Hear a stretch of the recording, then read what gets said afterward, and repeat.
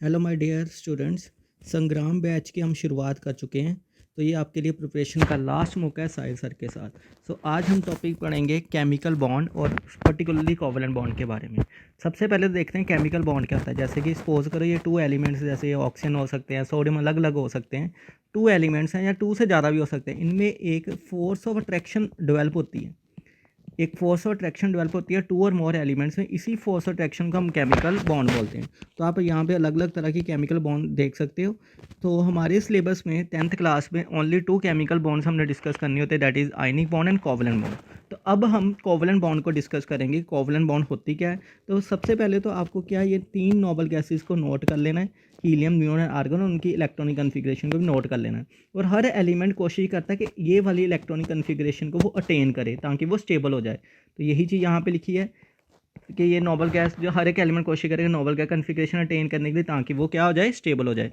तो सबसे पहला एलिमेंट हम क्लोरीन Cl2 मॉलिक्यूल की हम कोशिश करेंगे कोवलेंट बॉन्ड को एक्सप्लेन करने की। तो क्लोरीन का एटॉमिक नंबर होता है 17। सबसे पहले तो आप क्या लिख लोगे, इलेक्ट्रॉनिक कन्फिग्रेशन। तो हर एलिमेंट का आपको सिंबल पता होना चाहिए। पहला स्टेप क्या होगा, हर एलिमेंट का आप सिंबल लिख लोगे। सिंबल लिखने के बाद इलेक्ट्रॉनिक कन्फिग्रेशन लिखोगे। और ये आउटरमोस्ट शेल में जो इलेक्ट्रॉन आते हैं इसको बोला जाता है वैलेंस इलेक्ट्रॉन। इन वैलेंस इलेक्ट्रॉन को आप नोट कर लोगे। वैलेंस इलेक्ट्रॉन को जहाँ तो डॉट से रिप्रेजेंट करोगे या इनकी जगह पे क्रॉस भी बना सकते हो। ठीक है, जितने वैलेंस इलेक्ट्रॉन उतनी डॉट्स आप ड्रॉ कर दोगे एलिमेंट के अराउंड। तो थर्ड स्टेप क्या होगा कि फिर आपने देखना है कि उनको नोबल गैस कन्फिग्रेशन अटेन कराने की कोशिश करनी है। अब यहाँ पे देखो, अभी इसकी कन्फिग्रेशन क्या 287। इसको नोबल गैस मतलब कि नियोन आर्गन बनने के लिए एक इलेक्ट्रॉन एक्स्ट्रा चाहिए। तो ये क्या करता है, एक इलेक्ट्रॉन यहाँ से उधारा ले लेता है दूसरे क्लोरीन से। सेम अब इसकी कन्फिग्रेशन क्या बन जाएगी, 2 8 एंड 8। सेम ये क्लोरीन भी क्या करेगा, एक एक्स्ट्रा इलेक्ट्रॉन यहाँ से अटेन कर लेगा। अब इसकी भी कन्फिग्रेशन 2 8 और ये क्या बन जाएगी, नोबल गैस कन्फिग्रेशन बन जाएगी।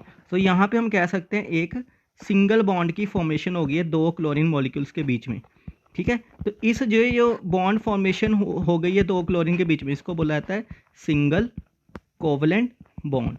तो आप देख सकते हैं यहाँ पे बॉन्ड में एक इलेक्ट्रॉन पेयर ही है। इस इलेक्ट्रॉन पेयर को बोला जाता है बॉन्ड पेयर ऑफ इलेक्ट्रॉन या शेयर्ड पेयर ऑफ इलेक्ट्रॉन। जो बॉन्डिंग में पार्ट लेते हैं इलेक्ट्रॉन पेयर उसको शेयर्ड पेयर या बॉन्ड पेयर ऑफ इलेक्ट्रॉन बोलते हैं। और जो बॉन्डिंग में पार्ट नहीं लेते उसको हम बोलते हैं लॉन पेयर ऑफ इलेक्ट्रॉन। जो बॉन्डिंग में पार्ट, देखो ये बॉन्डिंग में पार्ट नहीं ले रहे, ये सभी जो पेयर्स होंगे ये लॉन पेयर ऑफ इलेक्ट्रॉन्स होंगे। उसके बाद नेक्स्ट हम मॉलिक्यूल जो डिस्कस करने वाले हैं that is oxygen molecule. Oxygen molecule वही फिर से आप सबसे पहले सिंबल ड्रॉ करोगे, कन्फिग्रेशन लिखोगे, वैलेंस इलेक्ट्रॉन देखो, वैलेंस इलेक्ट्रॉन कितने आ रहे हैं, 6 आ रहे हैं। तो 6 इलेक्ट्रॉन को आप ड्रॉ कर लिया। एक ऑक्सीजन मॉलिक्यूल नोबल गैस बनने के लिए कितने चाहिए, और 2 इलेक्ट्रॉन चाहिए ताकि वो आर्गन जैसी कन्फिग्रेशन बना लें। ये 2 इलेक्ट्रॉन यहाँ से गेन करेंगे दूसरे वाले ऑक्सीजन से, ये नोबल गैस ही बन जाएगा। ऐसे ही ये वाला ऑक्सीजन भी दूसरे ऑक्सीजन के उधारे लेगा कुछ देर के लिए इलेक्ट्रॉन, और ये भी नोबल गैस कन्फिग्रेशन बन जाएगा। तो यहाँ पे अगर आप देखोगे ध्यान से, यहाँ पे ये 2 बॉन्ड्स बन रही है, बाकी 2 इलेक्ट्रॉन ऐसे ही पड़े हैं दोनों के पास।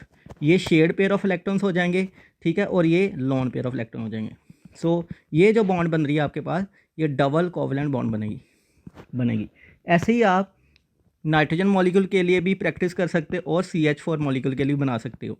तो कमेंट बॉक्स में ज़रूर बताना कि नाइट्रोजन मॉलिक्यूल में आपकी कितनी कोवलेंट बॉन्ड्स बन रही हैं, 1 2 3 और 4।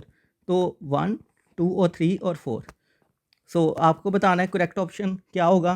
तो thank you for listening and please like share and subscribe. Thank you.